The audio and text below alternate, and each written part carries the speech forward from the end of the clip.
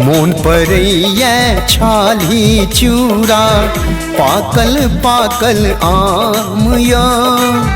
विधना जो विपरीत ने होई तथी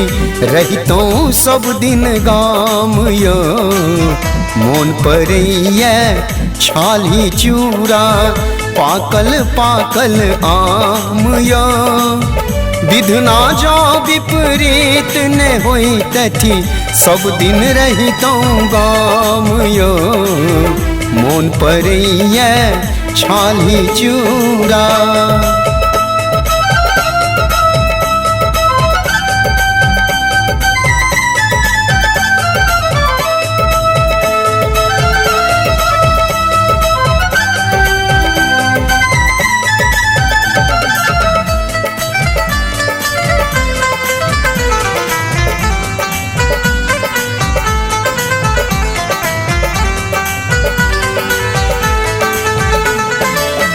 खेती करीतो बारी करीतो हर वहाँ संग जल खई करीतो खेती करीतो बारी करीतो हर वहाँ संग जल खई करीतो सांझ खुनी का चाय चौक पर खईतो एकटा पान या विधना जो विपरीत ने होई तथी सब दिन रहितो गाम यो मोन परैया छाली चूड़ा।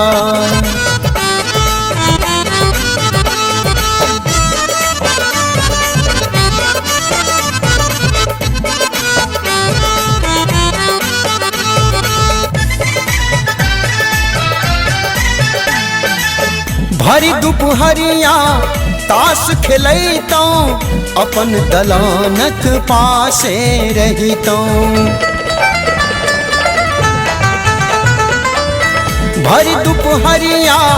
ताश खेलैतो अपन दलानक पासे रहितो साँझ खुनी को चले पुरवैया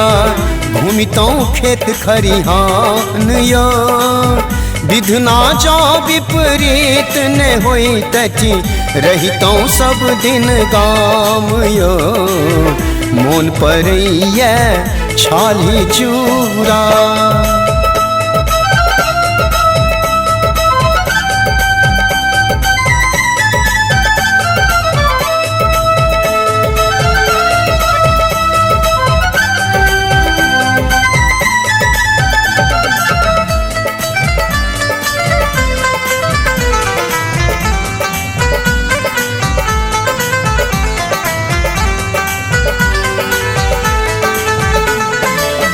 हम अभागल हमर करम सो छूटल अपन गाम यो